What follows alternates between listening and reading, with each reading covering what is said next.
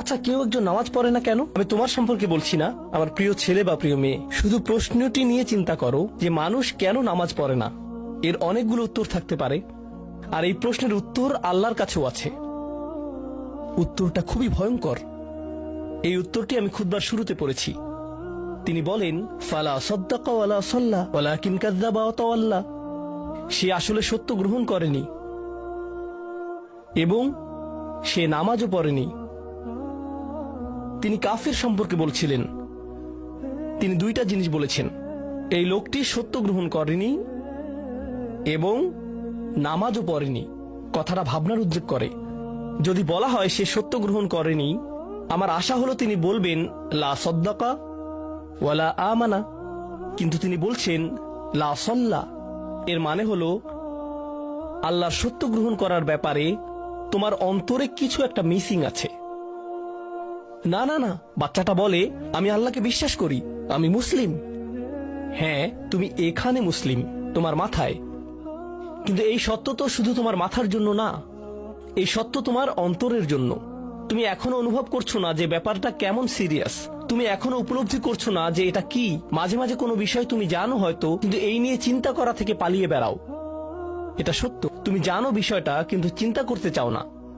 আর তাই এটা যেহেতু মিসিং, ঠিক এই কারণে আমি সহজেই নামাজের কথা ভুলে যাই কখনো কখনো, এবং তুমিও ভুলে যাও কখনো কখনো।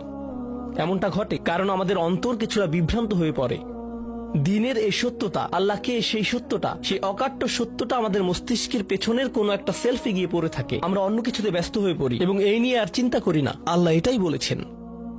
সুতরাং তোমার নামাজ পড়া আল্লাহর প্রয়োজন নেই।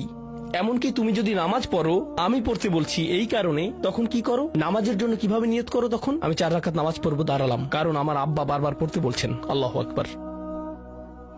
নবী সাল্লাল্লাহু আলাইহি সাল্লাম আমাদের বলেছেন, নিয়ত সঠিক না হলে কাজের কোনো মূল্য থাকে না। ইন্নামাল আমালু বিন্নিয়াহ, ইন্নামাল আমালু বিন্নিয়াত। এমনকি যদি তুমি কাজটা করেও থাকো কিন্তু তোমার নিয়ত ছিল আমি শুধু তোমাকে বিরক্ত করি, এটাই তোমার নিয়ত, তখন এই নামাজ আমার যেমন কোনো উপকার করবে না, ঠিক তেমনি তোমারও কোনো উপকার করবে না। তোমার সত্যিকারের আন্তরিক নামাজ থেকে একমাত্র যে উপকৃত হবে সে হলো তুমি নিজে।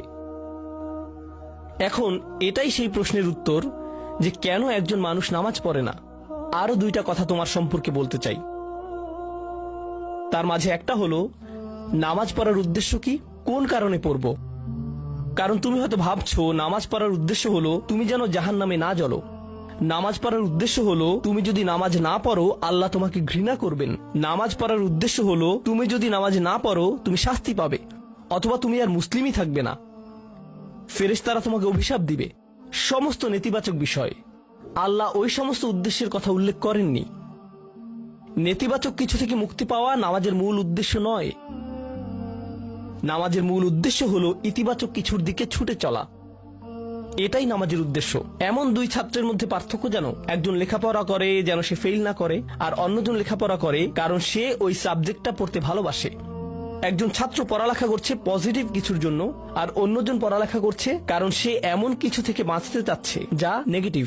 একজন কর্মচারী তার চাকরিটাকে দারুণ ভালোবাসে, আর অন্য একজন কর্মচারী শুধু চায় সে যেন চাকরিটা না হারায়। তারা একই চাকরি করছে, একেবারে অভিন্ন চাকরি, কিন্তু একজন চাকরিটা করতে পেরে কি যে খুশি, কত যে আনন্দ তার, আর অন্যজন খুবই হতাশ, সবসময় মনমরা ভাব। কেন?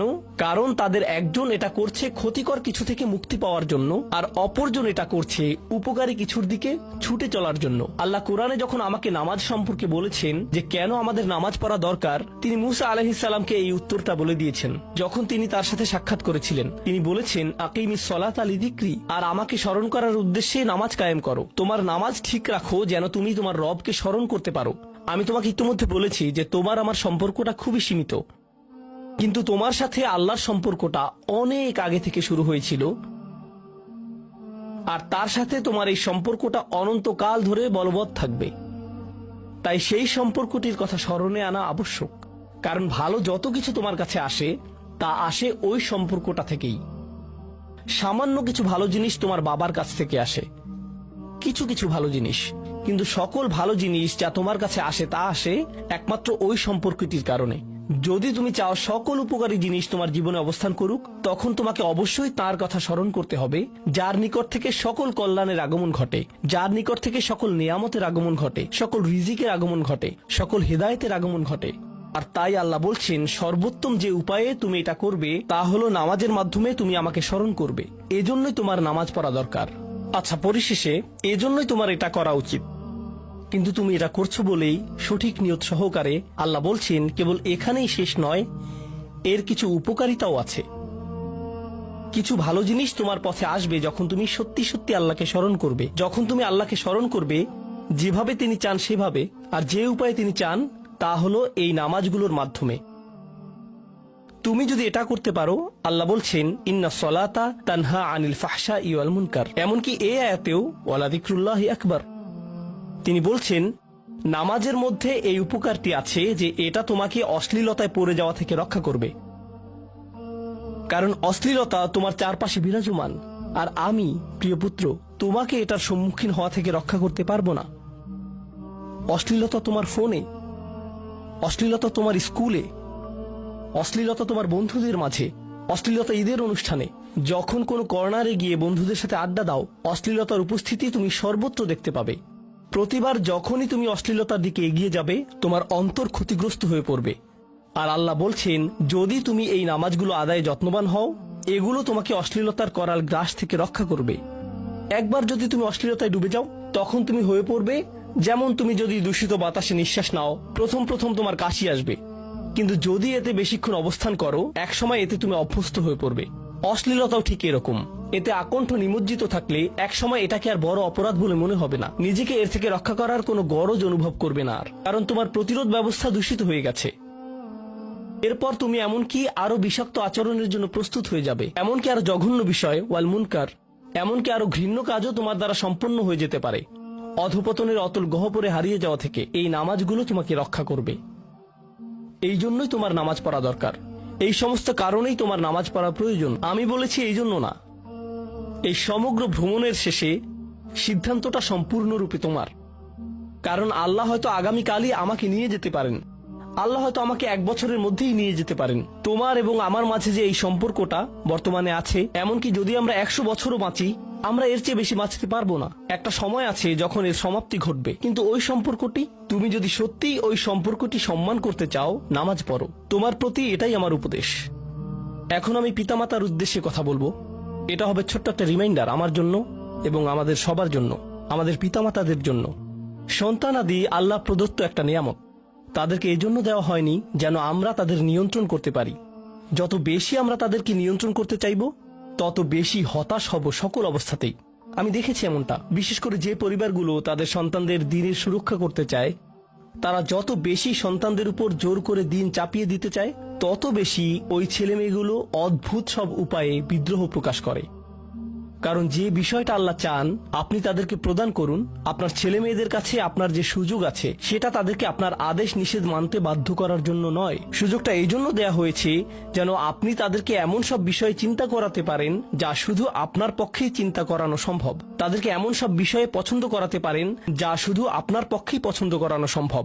আপনার বাচ্চাটা বাস্কেটবল পছন্দ করে কারণ সে আপনাকে বাস্কেটবল খেলতে দেখেছে। সে প্লে স্টেশন পছন্দ করে কারণ সে তার বাবাকে প্লে স্টেশনে খেলতে দেখেছে। এভাবে আপনি বাচ্চাটার অন্তরে কোনো কিছুর জন্য ভালোবাসা তৈরি করে দিতে পারেন, কারণ আপনি যেরকম, আপনার পক্ষে এটা করা সম্ভব। আর যখন বাচ্চাদেরকে বলতে থাকেন তোমার হোমওয়ার্ক করো, তোমার হোমওয়ার্ক করো, আপনার সন্তানের বয়স যখন 40 হবে, সে তখন বলবে না আমি হোমওয়ার্ক ভালোবাসি, কিন্তু 40 বছর বয়সেও সে বলবে আমি বাস্কেটবল ভালোবাসি, আমার বাবা সবসময় বাস্কেটবল খেলতেন।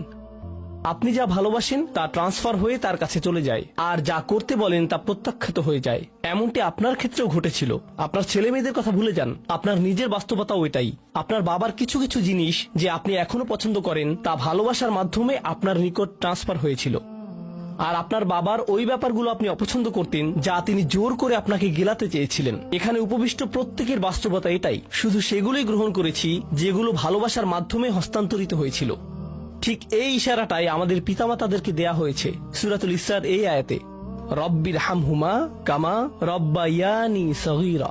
রব্বাইয়ানি মানে যখন তারবিয়া ব্যবহার করা হয় একটি চারা গাছ বড় করার জন্য আপনাকে চারা গাছটির যত্ন নিতে হবে, এর সযত্নে প্রতিপালন করতে হবে।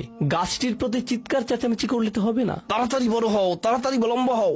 আপনার একে সময় প্রদান করতে হবে। অনেক সময় পোকামাকড় এসে এর পাতাগুলো খেয়ে ফেলতে চাইবে, আপনাকে তখন পোকামাকড় সরিয়ে দিতে হবে। কখনো কখনো একটু কঠোর আচরণ করতে হবে, শুধু অতটুকুই যেন পোকামাকড় গুলো দূর হয়ে যায়। এরপর আবারও এতে পানি দিতে হবে। আমাদের বাচ্চাদের সাথে আমাদের উদাহরণটা ঠিক এমনই।